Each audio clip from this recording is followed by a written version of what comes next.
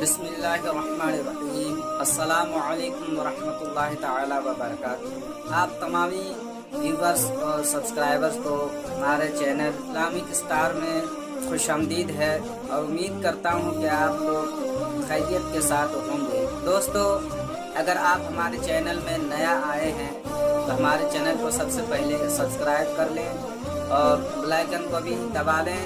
آج کی ویڈیو میں بات کروں گا نبی کائنات صلی اللہ تعالی علیہ وسلم کے میلاد کی برکات پر، تو آپ ہماری ویڈیو میں بنے رہیں۔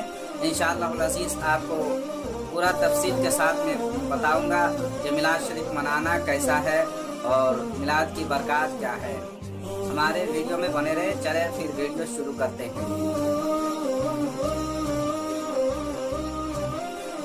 کتاب المستظرف اور حجت اللہ علی العالمین اور تاریخ ابن عساکر میں لکھا ہے کہ حضور صلی اللہ تعالی علیہ وسلم سے 1000 سال پہلے ملک یمن کا بادشاہ طبع اول حمیری تھا۔ ایک مرتبہ وہ اپنی سلطنت کے دورہ کو نکلا۔ 12,000 عالم اور حکیم اور 1,32,000 سوار اور 1,13,000 پیادہ اپنے ہمراہ لیے ہوئے، اور اس شان و شوکت سے نکلا کہ جہاں بھی پہنچتا اس کی شان شوکت شاہی دیکھ کر مخلوق خدا چاروں طرف سے نظارہ کو جمع ہو جاتی تھی۔ یہ بادشاہ جب دورہ کو کرتا ہوا مکہ معظمہ پہنچا تو ایک مکہ سے کوئی اسے دیکھنے نہ آیا۔ بادشاہ بڑا حیران ہوا اور اپنے وزیر اعظم سے اس کی وجہ پوچھی تو اس نے بتایا کہ اس شہر میں ایک گھر ہے جسے بیت اللہ شریف کہتے ہیں، اس کی اور اس کے خادموں کی جو یہاں کے باشندے ہیں تمام بے حد تعظیم کرتے ہیں، اور جتنا آپ کا لشکر ہے اس سے کہیں زیادہ دور و دراز کے لوگ اس گھر کی زیارت کو آتے ہیں اور یہاں کے باشندوں کی خدمت کر کے چلے جاتے ہیں۔ پھر آپ کا لشکر ان کے خیال میں کیوں آئے؟ یہ سن کر بادشاہ کو غصہ آیا اور قسم کھا کر کہنے لگا کہ میں اس گھر کو کھدوا دوں گا اور یہاں کے باشندوں کو قتل کروا دوں گا۔ یہ کہنا تھا کہ بادشاہ کے ناک، آنکھ اور منہ سے خون بہنا شروع ہو گیا اور ایسا بدبودار مادہ بہنے لگا کہ اس کے پاس بیٹھنے کی بھی کسی کو طاقت نہ رہی۔ اس مرض کا علاج کیا گیا مگر افاقہ نہ ہوا۔ شام کے وقت بادشاہ کے ہمراہی علماء میں سے ایک عالم ربانی تشریف لائے اور نبض دیکھ کر فرمایا کہ مرض آسمانی ہے اور علاج زمین کا ہو رہا ہے۔ اے بادشاہ، اگر آپ نے کوئی بری نیت کی ہے تو فوراً اس سے توبہ کیجئے۔ بادشاہ نے دل ہی دل میں بیت اللہ شریف اور اس کے خدام کے متعلق اپنے ارادے سے توبہ کی۔ توبہ کرنا تھا کہ توبہ کرتے ہی اس کا وہ خون اور مادہ بہنا بند ہو گیا، اور پھر صحت کی خوشی میں اس نے بیت اللہ شریف کو ریشمی غلاف چڑھایا اور شہر کے ہر باشندے کو 7 اشرفی اور 7 ریشمی جوڑے نذر کیے۔ پھر وہاں سے چل کر مدینہ منورہ پہنچا تو ہمراہی علماء نے کتب سماویہ کے عالم جو تھے وہاں کی مٹی کو سونگھا اور کنکریوں کو دیکھا، اور نبی آخر الزمان صلی اللہ علیہ وسلم کی ہجرت گاہ کی جو علامتیں انہوں نے پڑھی تھی ان کے مطابق اس سرزمین کو پایا گیا، تو باہم عہد کر لیا کہ ہم یہاں ہی مر جائیں گے مگر اس سرزمین کو چھوڑ کر نہ جائیں گے۔ اگر ہماری قسمت نے یاروی کی تو کبھی نہ کبھی جب نبی آخر الزمان صلی اللہ تعالی علیہ وسلم یہاں تشریف لائیں گے ہمیں بھی زیارت کا شرف حاصل ہو ہی جائے گا، ورنہ ہماری قبروں پر تو ضرور ہی کبھی نہ کبھی ان کی جوتیوں کی مقدس خاک اڑ کر پڑ جائے گی جو ہماری نجات کے لیے کافی ہے۔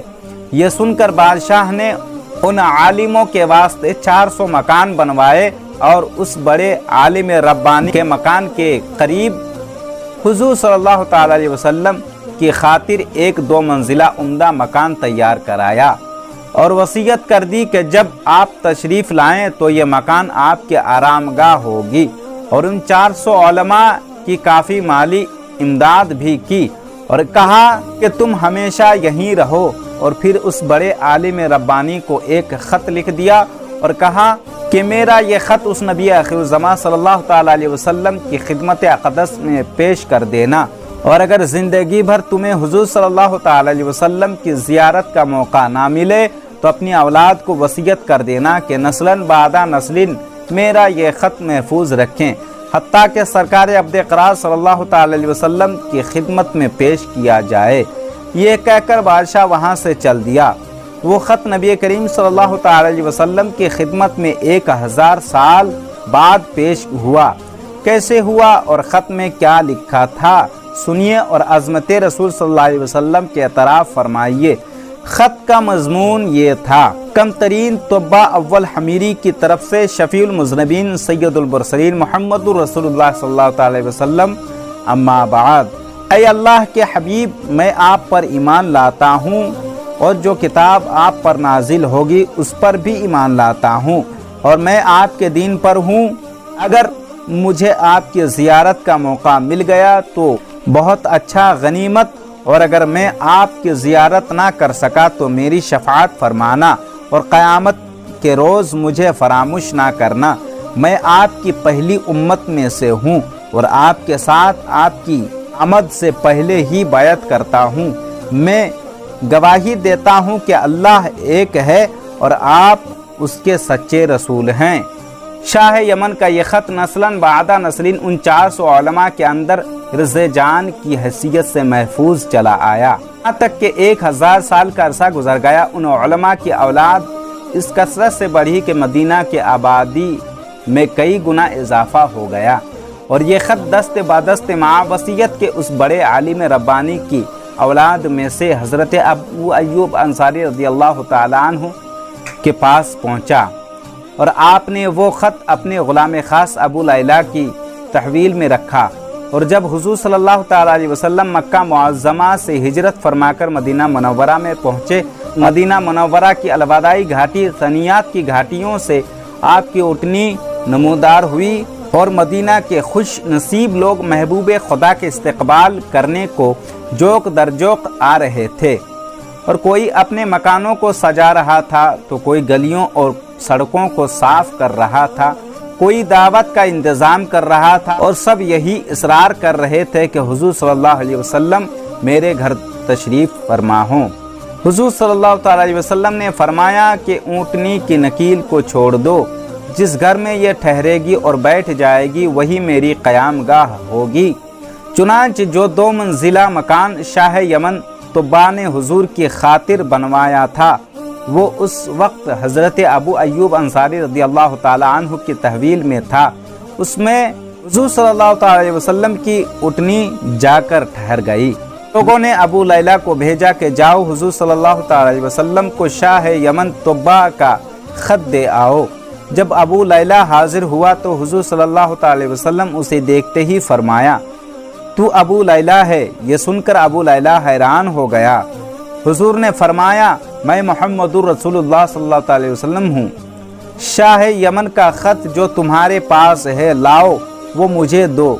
चुनांचे अबू लैला ने वो ख़त दिया और हुजूर ने पढ़कर फरमाया, सालेह भाई तुब्बा को आफरीन शब्बाश है। तो प्यारे मीठे इस्लामी भाइयों, आपने देखा कि हमारे रसूल सल्लल्लाहु ताला अलैहि वसल्लम का हर ज़माने में चर्चा रहा, और खुशकिस्मत अफराद हर दौर में हुजूर सल्लल्लाहु ताला अलैहि वसल्लम से फैज़ पाया, और आप सल्लल्लाहु ताला अलैहि वसल्लम अगली पिछली तमाम बातें जानते हैं। और ये भी मालूम हुआ कि हुजूर सल्लल्लाहु ताला अलैहि वसल्लम की आमद की खुशी में मकानात और बाज़ारों को सजाना और मुज़य्यन करना सहाबा कराम की सुन्नत है। फिर आज अगर हुजूर की आमद की खुशी में बाज़ारों को सजाया जाए, घरों को मुज़य्यन किया जाए और जुलूस निकाला जाए, उसे बिदअत कहने वाला खुद क्यों बिदअती ना होगा। दोस्तों, अगर आपको हमारी ये वीडियो अच्छी लगी है तो आप लोग इस वीडियो को शेयर, लाइक, कमेंट ज़रूर करें, और हमारे चैनल में अगर न्यू आए हैं तो इसे सब्सक्राइब भी कर लें। चलिए इजाज़त दीजिए, फिर दूसरी वीडियो में मिलते हैं। अस्सलामु अलैकुम व रहमतुल्लाहि ताला व बरकातुहू।